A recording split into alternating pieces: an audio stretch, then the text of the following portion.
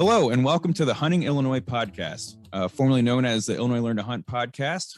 We've changed it up, so we kind of make it more of a broader topic, and so that way it's not just kind of pigeonholed into teaching people how to hunt. This is more of a broader podcast for people who currently hunt or are interested in getting into hunting.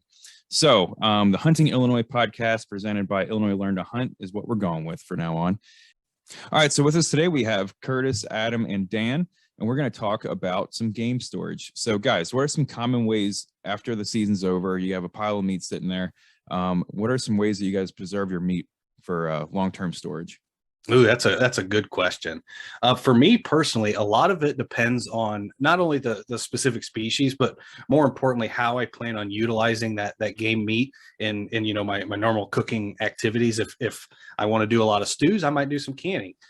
If I want to do a lot of big full roasts, I'm going to freeze most of it. And if I want jerky, other things, I might dehydrate it. And so there's pros and cons to each. A lot of it has to do with the length of storage. If you're going to use some meat within the next month or two, canning it's probably not the best option. It's going to take a lot of effort, and you're not getting kind of the best benefit of canning, for instance, is that long storage. And so a lot of it is just figuring out how you plan on using this meat, how you plan on storing it. Do you have do you have a lot of freezer space? Maybe if freezer space is limited, maybe some of these other options that we kind of dive into in a little bit will be a little bit more appealing to you. So I guess there's not really a good answer for me personally. A lot of it just depends on how I plan on utilizing that specific meat and kind of what species it is. Sure. Yeah, Dan, I like how you touched on the timing, because really that's what it boils down to, right? We all can employ some of these different meat preservation tactics depending on what it is. And, if you're going to use something right away, like you go hunting, you get a couple gray squirrels and you want to fry them up, just put them in the refrigerator, dry age them, or you can put them in a simple brine in there. If you're going to keep them for basically up to around a year, that's freezer written all over it. Basically, you just got to wrap them for that. And then, of course, pay to keep your freezer on, but keep meat really good for a year. And honestly, I've eaten meat that's been frozen for 2 years before. And as long as it's wrapped pretty good, it's been definitely edible, may not be prime. And then if you want further than that, if you want meat that's going to basically take you through the zombie apocalypse, then canning or drying, making jerky. So 3 different ways, 3 different time, basically 3 different amounts of time that you can store that. But really great applications for all those methods, I think. So with that freezing, which I think is what we normally do with all of our meat, I think we all are eating our meat within a year or a year and a half, depending on how many deer we've gotten in a year or something like that, and how quickly we get through it. But to have that lifespan, what do you guys tend to do with your meat? What's the preparation like? So with freezing, most of the time, again, kind of what Dan touched on, it depends on the species. A lot of my small game, I like to put in gallon Ziploc bags with a little bit of salt water and freeze that. So I'll do that with my squirrels, rabbits, pheasants, kind of any small upland game.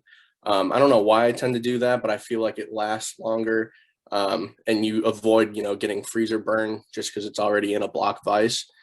Kind of the downside of that is it takes up a lot of space. So I might have to figure out a better way in terms of, space and storage. But for right now, where I'm at and the size of freezer I have, it works just fine. When talking about like big game, like deer, most of the time I'm leaving those as, bigger steaks or bigger roasts, kind of bigger cuts of meat. I just go with the plastic wrap, wrap it first, and then some freezer paper over that. And kind of that 2-layer method seems to really, not let the air get to it, because the air is what causes it to freezer burn, which obviously then, kind of leaves a bad taste on the meat. So if you wrap it first in saran wrap or some sort of plastic bags, and then wrap it in freezer paper, it seems to work really well. And you're able to, again, store that for, if you want it, again, like Curtis said, prime up to a year. I've definitely eaten it past a year myself as well. Again, it has a little bit of that freezer taste after a while, but it's still very edible. And kind of one thing I want to touch on, and we, when you kind of asked us this introduction, Jason, of how we store it, a lot of it for me, not only in terms of how you're going to store it in terms of, do you have freezer space, but also the equipment that you have. Not everybody can go out and afford an expensive vacuum sealer packaging machine, and then you have to repurchase the bags every single year because they're not reusable. And so there are other things to consider when you're starting to dive into how you want to store this game. It's not just in terms of the culinary cuisine, but also the cost. Like I mentioned, some of these freezer packaging systems, the vacuum sealers, they can get quite pricey, particularly if you start using it, for deer and for duck and for squirrel and for pheasant, and you really start using it for all of this stuff. It can get a little bit expensive. No, glad you brought that up, because I hear that a lot, where people basically think you have to have a vacuum packer if you want to keep meat for a year. And I just got a vacuum sealer a couple years ago for Christmas. Until then, I never had one. And honestly, I still use basically the preservation methods you talked about, Adam, like wrapping my deer roast in cellophane wrap and then freezer paper. And then I put my small game in, like you said, either Ziploc bags or some other bag with some water, because the one downfall about the zebra or the vacuum bags, if you are dealing with small game or something with bones in it, especially something that you might have shot, you can get a little hole in those bags. And so I've had vacuum packed squirrels or rabbits that I thought was good, and then I check on it a couple months later, and there's just a tiny hole that a bone might have got in that bag, and then you've got freezer burned all around that hole. So personally, I love putting it in a bag and putting water around it for small game. And if you don't even want to buy the Ziploc bags, hang on to your bread bags. Anytime you get bread, hot dog buns, basically anything made out of bread, those bags are going to be the best bags on the market. Thick plastic, no leaks, really good bags, and just has bread in it. So when I get done with them, I just shake all the breadcrumbs out, and I've got a drawer I put all those into. But those are basically like Ziploc bags on steroids. So I never throw those away. And I used to think I was cheap, and then I found out I was just environmentally conscious. So, that's pretty cool. Yeah, and the real cool thing, and I want to clarify that just a little bit. The cool thing about the bread bags is obviously they're food safe already. So a lot of these bags that already contain food, when you purchase it, you can reuse those as much as you want. Just again, kind of make sure you're utilizing things that are marked as food safe. Thing I'll add to that is also the waxed paper cartons that you sometimes get milk or half and half or heavy cream. Those are that's another great receptacle to put some, especially really small game. You get a bunch of doves, just fill one of those things with doves, fill it full of water, a little bit of salt, and freeze it. And wow, they'll hold a long time when you freeze them in water like that. Yeah, that's a great idea. I just wanted to kind of throw out a couple tips when using a vacuum sealer. I've used one in the past, and I've wasted a lot of the bagging material by having like just cleaned game that was wet. Like if I wanted to rinse, feathers off a pheasant or whatever, if your game meat is wet and you're trying to vacuum seal it, it'll cause the bag to not get a good seal, which gets expensive again, because you have to, you keep wasting bags that don't seal properly, then you have to buy new rolls. So that's just something to be aware of. Make sure your meat is really dry and it'll seal way better. And another thing, kind of to the same point, when you're wrapping a bigger piece of meat, like I do my deer, if I use, plastic wrap first, I try to really squeeze all the air out of that as possible and kind of get it really tight on against the meat. Again, just making it a better seal. So that's just kind of two things to pay attention to there. For sure. The air is the enemy. I will say, like, when it comes to vacuum sealers, I have three things that I love them for. One is fish awesome for fish. 2 is ground meat. So if you have meat without bones in it, it's awesome because you can make nice little packages that fit really nice in your freezer. And then the third way doesn't really have to do with freezing, but vacuum sealers are also a great way if you want to marinate your meat and really have it soak in there fast. Put a little bit of marinade, all of your seasonings and stuff in the bag with the meat, suck that air out, and it sucks all those seasonings right into the meat. Really, really good for you. So it can take like a 4-hour basically brine or marinate time and turn it into like 10 minutes, which is good for me. That's a great point. Especially when there's a hunk of meat falling in front of me. I want to eat it now. But I'm kind of the same way. You know, I have a food saver vacuum sealer that I actually think I got it for a Christmas present too. That seems to be what a lot of hunters get as Christmas presents. But you know, honestly, I use my vacuum sealer more when I'm preparing food than when I'm actually, you know, preparing meat for the storage. The cool thing about a vacuum sealer is if you're into, you know, some of these new age culinary techniques like sous vide has really taken off again in the past few years. Vacuum sealer is kind of a necessity if you're going to be doing a lot of sous vide, and sous vide is a great way to cook wild game, particularly if you're new to it and you're kind of, you know, real cautious about overcooking it, because it can be really tough if you do overcook a lot of game. And so using a sous vide, which if you're not familiar, it's basically a warm immersion bath that will get your, you know, your steak or your roast to the exact ideal temperature you want, and then you can take it out of the bag, do a quick reverse sear, and then that steak is going to be cooked to perfection, or that roast or kind of whatever you want. So you don't, you know, if you are interested in getting a vacuum sealer, there are, like Curtis mentioned, marinades, and like I mentioned, sous vide. So there are a lot of other applications that you can find uses for a vacuum sealer if that's the route you want to go down. Quick tip again, if you want to do if you don't have a vacuum sealer but you do want a sous vide, you can use food safe bags, again, just like Ziploc bags or whatnot.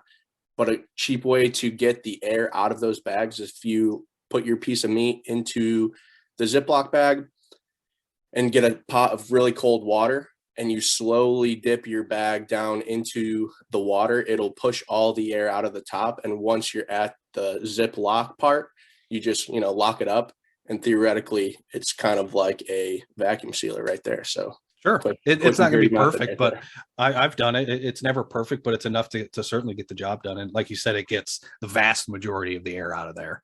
Yep. My 2 cents on the vacuum packer. I do use my vacuum packer since I've gotten one for Christmas a couple years ago. I do like them. The other positives about it is that the bags are on a spool, so the width will always be the same, the width of the vacuum sealer itself, but then the length, you can change that and vary it up depending on what size of meat you're packaging. So that's one benefit to them. And also a tip I've seen, I haven't used it, but if you have something with bones in it, you could put parchment paper in there with it, and that kind of gives it a kind of a stronger barrier between it and the plastic to try to keep it from doing exactly what Curtis says, which is poke holes into the plastic and get rid of that airtight seal. So yeah, so those are the other 2 pointers I would like to point out.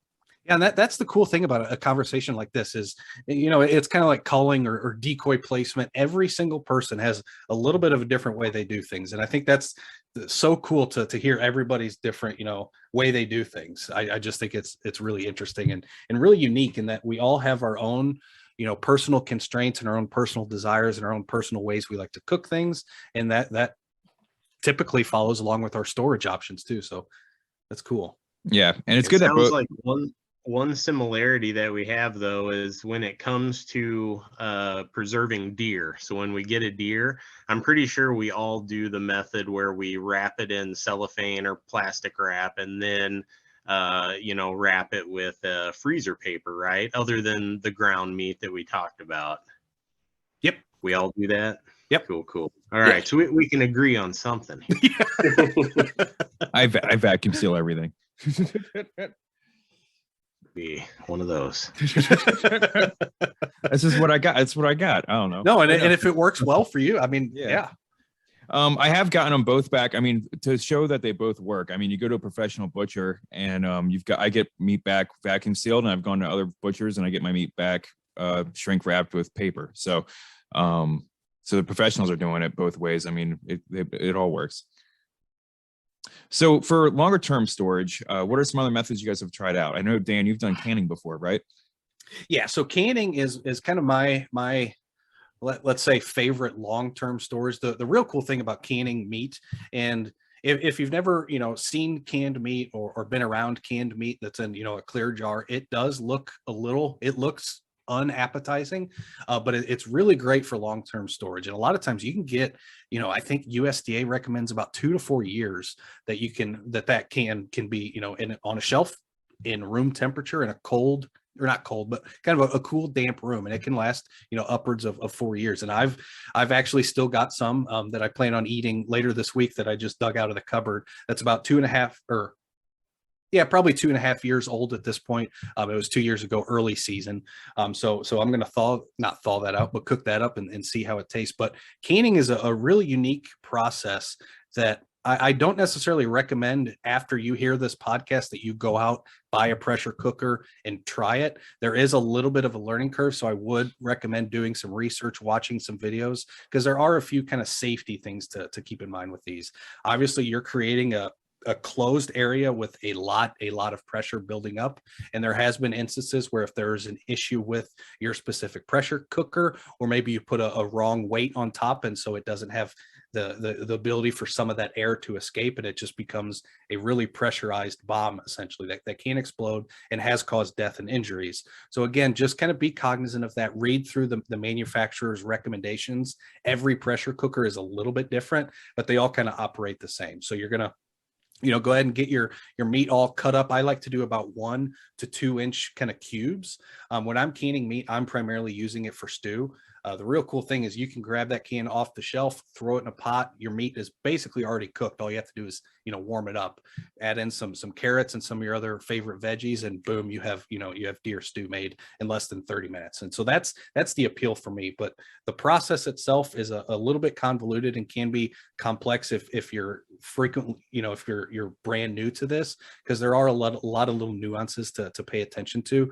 The big things are going to be cleaning and sterilizing the equipment that you're going to be using. I personally reuse all of my jars, my rings. The only piece that I'm having to replace year after year is a little metal cap that sits on top of the jar. The ring and the jar all get washed and reused. And so it's a great way to, be environmentally conscious, to add some unique meat to your wild game storage. Again, I don't know many other hunters who do a lot of pressure canning. And so having that option, being able to share that with people is really cool. And essentially with the pressure cooker, it takes, roughly 6 to 7 hours that meat is just going to be sitting in the jars in hot water, and it's going to be pressure cooking and basically sterilizing itself. You let it cool off and it'll pop the lids. Now I would be cautious. Again, I do recommend you watch a little bit more of an in-depth tutorial on this. But I never like to can a lot of meat in one single day. And there's kind of a few reasons why I do that. But one of the major ones is I do not always get 100% set rate. And so 100% of my jars don't always seal. And so I like to stagger it so that I still have, I don't have to put 15 jars of venison that maybe didn't seal correctly in my fridge, and I have to eat all that within, a week or so. I like to kind of space out my canning. Also, it does I'll make help the house you quite hot. I'll take one for the team and help you eat all your There you deer. go. Yeah. But so I like to spread it out just in case you have that moment where you realize, oh crap, maybe I didn't clean the mouths of the jars perfectly enough. Maybe, the lids that I bought weren't perfect. And so you just don't get that perfect tight seal. And so I just like to stagger it out just to keep that option. But do you guys do any canning? Have you guys ever tried it? Well, I gotta say, I get the appeal and I like the idea of it, but if I accidentally put a piece of meat in my freezer wrong, my kitchen doesn't explode. That's fair. Yes. So there's that. Yep. And that's kind of the interesting thing. I got into canning because it's something my grandparents did, my mom and dad did it, and so it's just always been a part of my life. Growing up, we always canned different jellies and preserves and jams. And once I got into hunting, I was like, I could try to take this the next step. So again, it's a great option if you're looking for super long-term storage. 2 to 4 years, if that's what you're wanting to get out of it. It's a great option. Even if you're just wanting it for a year. Again, I prefer it for my stews. I will never just cut up a normal roast and cook a stew that day with venison after having canned venison stew. The way the pressure just really just tenderizes and really keeps that meat nice and tender and really moist. It's hard to beat. Yeah, and let me ask you this, Dan. So obviously, I know the basics of canning. So you're trying to kill all the bacteria, anything that could cause spoilage, putting it in a sealed jar, and then it's theoretically good for a long time. But yeah, so you're thawing one out that's 2 years old. Is there any way that you can check and just make sure that it's still good? I mean, is it as simple as clicking that little clicky thing on the top of the jar?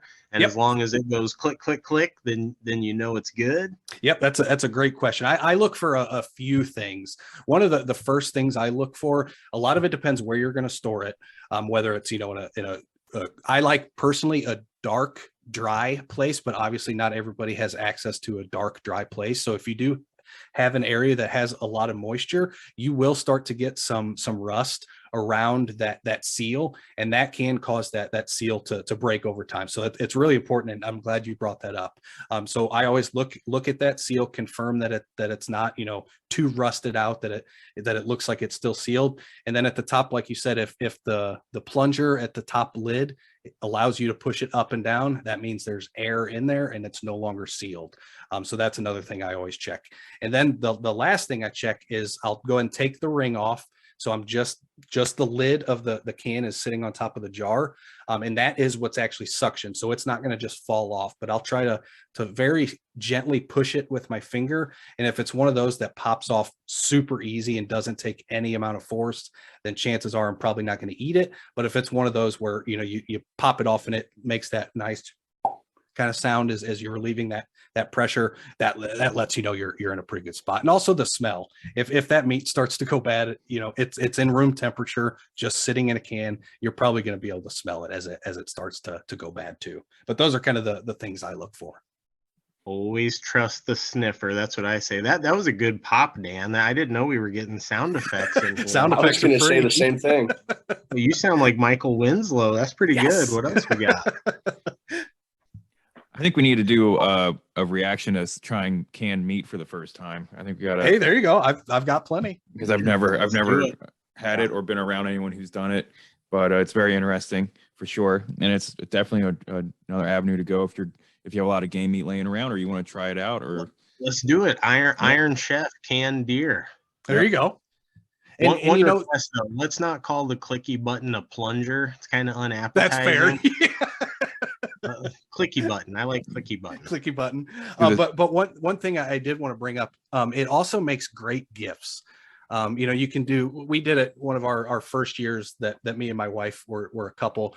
We harvested a few deer that year, and we canned up a bunch of roast, and we kind of made these nice, creative, kind of pretty jars that we gave out to people at Christmas. And again, it's just a neat way to easily share game, and they don't have to do any other preparation. If they have a normal beef stew recipe, boom, just dump in that can, there's your meat, and do the rest of their favorite recipe, and it's going to be excellent. And so it is a great option for giving as gifts too. I really do like it for that.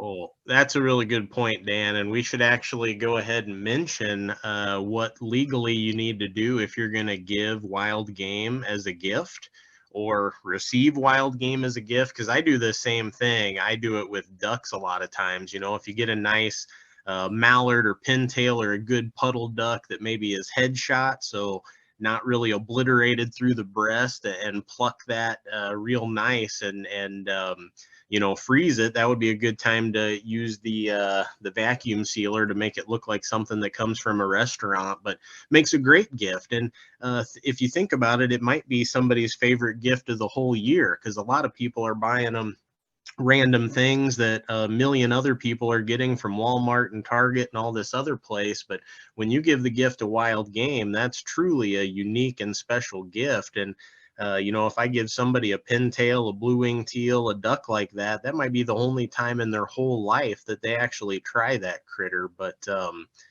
anyway, back to the legality. If you do give away wild game, you do need to write on the package. You always write kind of what species it is and the date.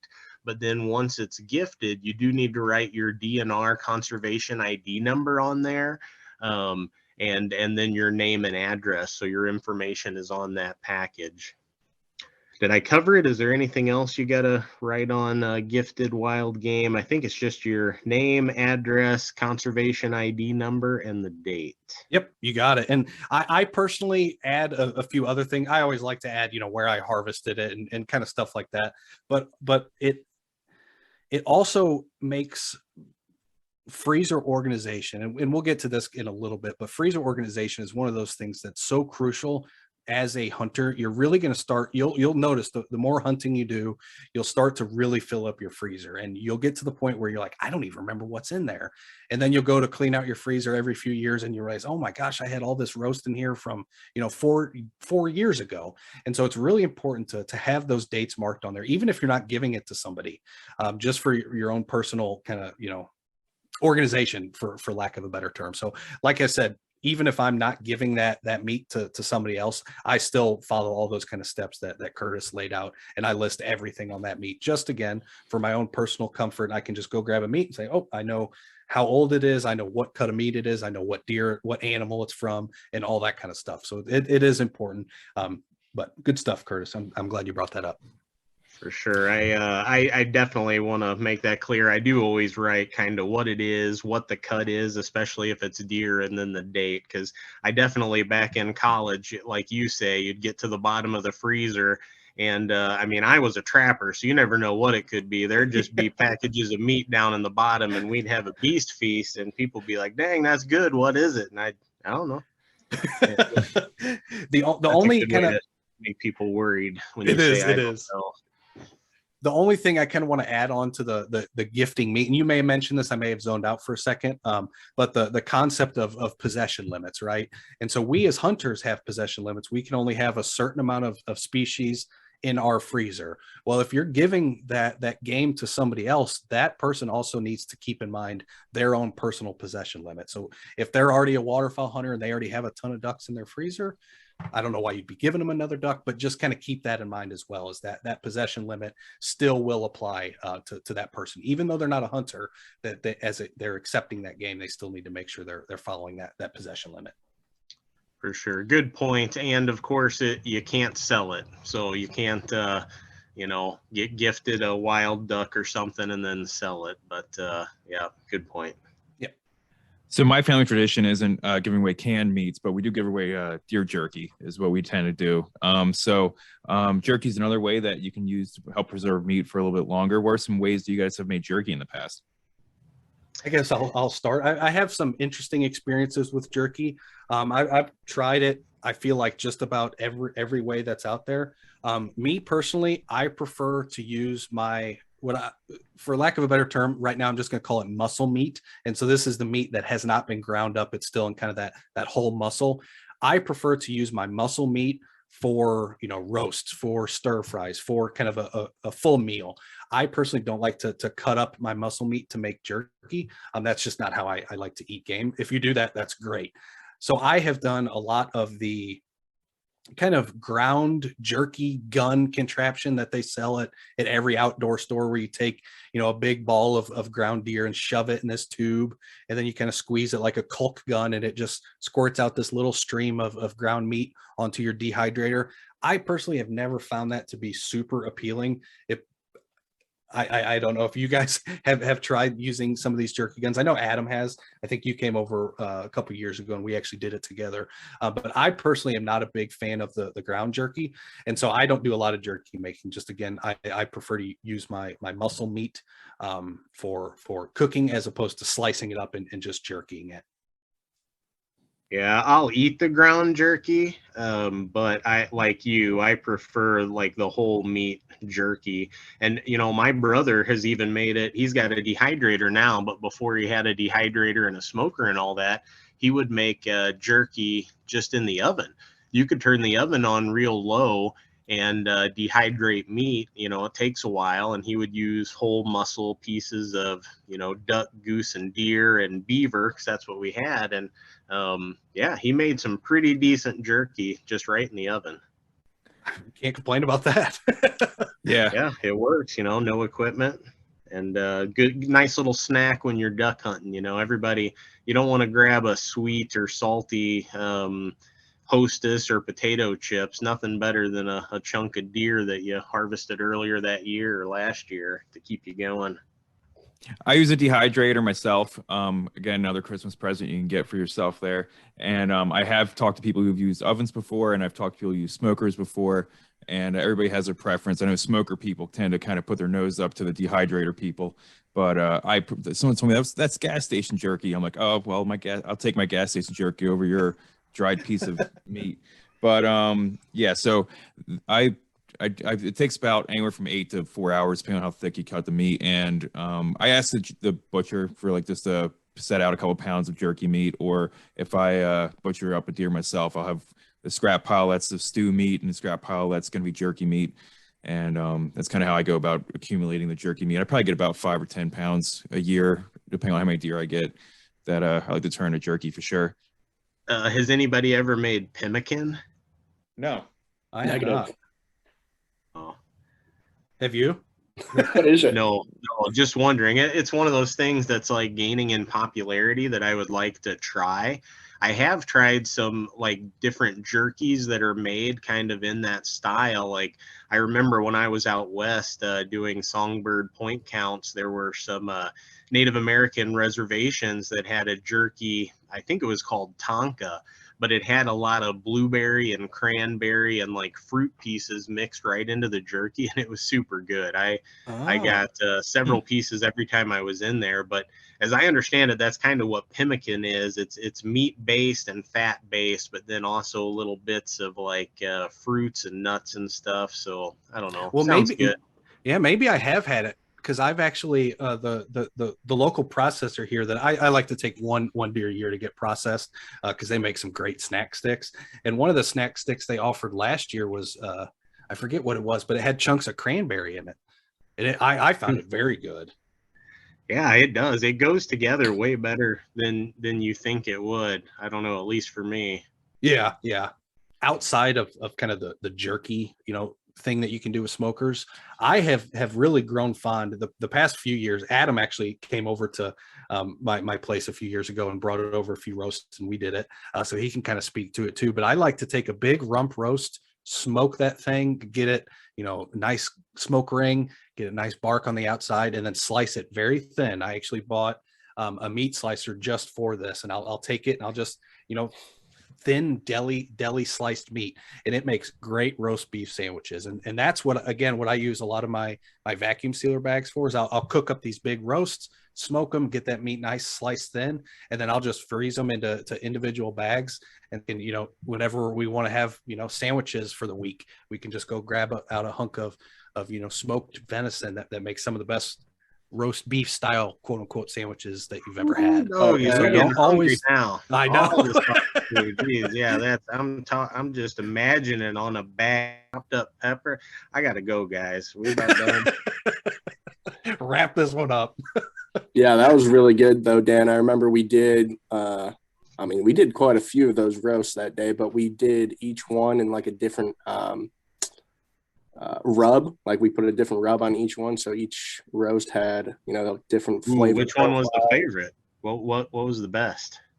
I think we did a couple teriyaki stylish ones. Those were really good, and a couple like just pepper, kind of more savory. Which I can't remember off the top of my head exactly how many we did, but they were all very good. I remember. Yeah, we had the smoker and the slicer running all day. I bet we smoked 40 pounds of meat that day. Yes. That's a good way to meet your neighbors, ain't it? Just get that smoker going. They'll be over. All right. So then after we got done preserving our meat or packaging our meat, what's some freezer organization that you guys have found in the past to help you out? Yeah, I'll actually kind of take a stab at this first. I do want to give a few quick tips that I have found over the years. One of the biggest one, especially if you're interested in buying deep freezer options. I own a chest freezer now. I personally will never buy another chest freezer again. I have found, especially kind of what we talked about earlier, how you have this meat that just kind of magically falls to the bottom and just disappears for years. That happens a lot in chest freezers. So if I ever upgrade my chest freezer, I'm going to go with a standing freezer next, just again to have a little bit more organization options rather than just this big bucket that you just chuck all your meat into. But another tip that I like to do is I'll take a little Tupperware and fill it with water, freeze it, and then I'll stick a quarter right on top of that ice and just let it sit in the freezer. And what that does is if we have a power outage, or maybe I'm gone for a week and I think the power may have gone out, I can instantly open up that freezer, see if that quarter is still sitting on top of that ice or if it started to kind of make its way down. And that'll instantly tell me if everything in that freezer is still pretty safe and still pretty good to eat. Again, it's just one of those kind of peace of mind things that literally takes, a couple minutes to set up and it's there forever.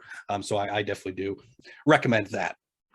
But in terms of storage or in terms of organization, it's going to seem nerdy. Just I know. right along those lines before you move on, Dan, One other thing about that, if you have space, like if your freezer's not completely filled with meat, it's also a good idea just to put as much spare ice in there as you can, just in case if you do have a power outage and the power goes out.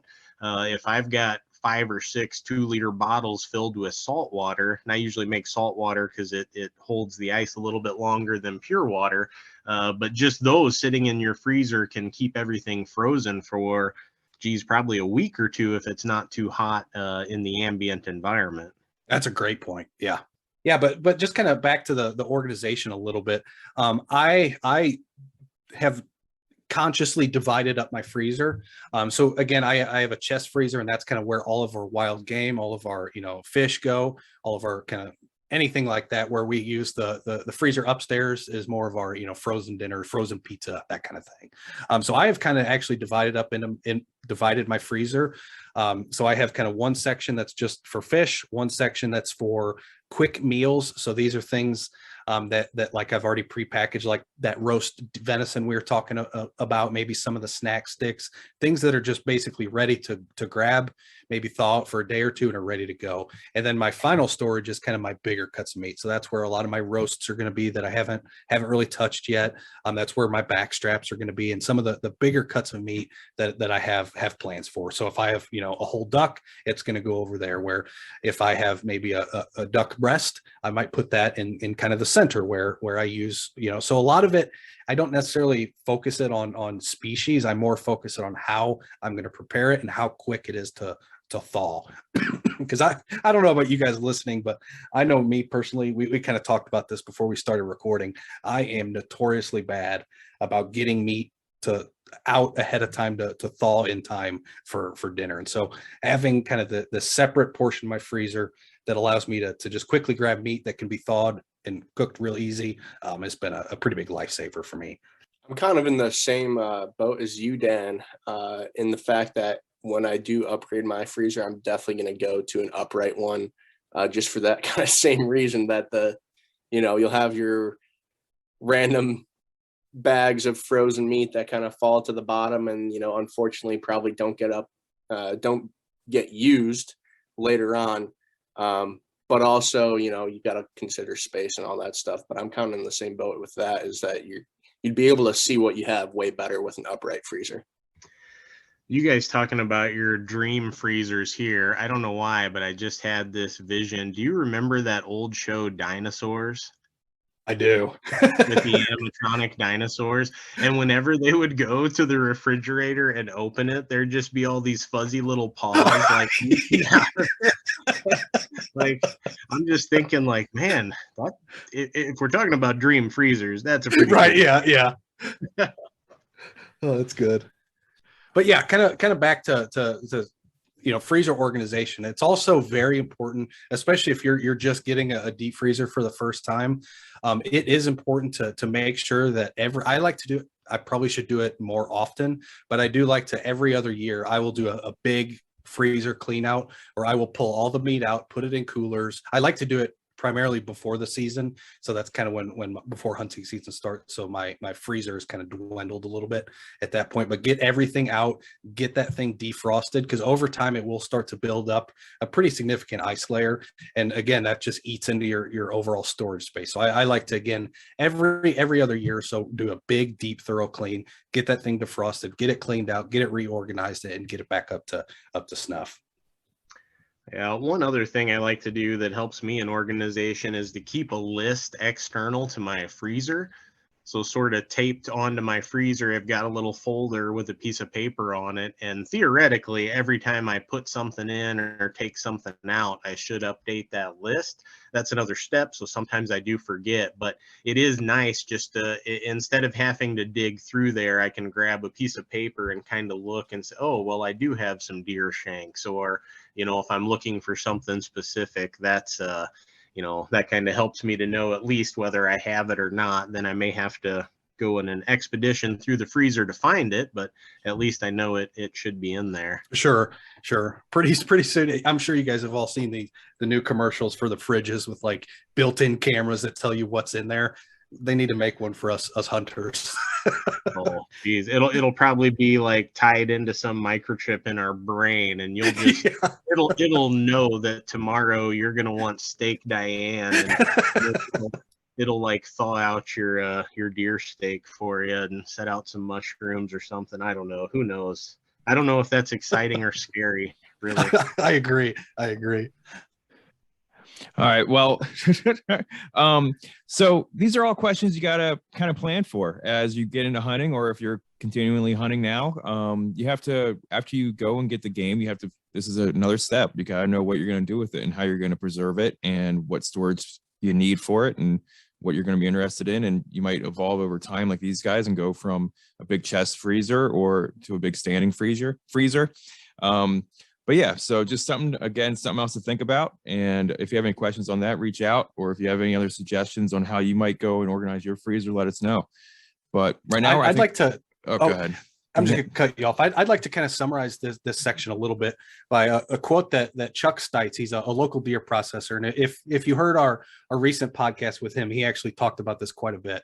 But he really focuses on this term, prepare for the harvest. And this is such an important part of hunting that I think a lot of hunters overlook. And I don't think it's out of negligence. It's just one of those things. There's so many things that are kind of running through your mind. We don't always necessarily think about that final step, but just kind of like Jason said, give this some thought, make sure you kind of understand the steps that you want to take for your own game, how you want to use it, how you want to serve it.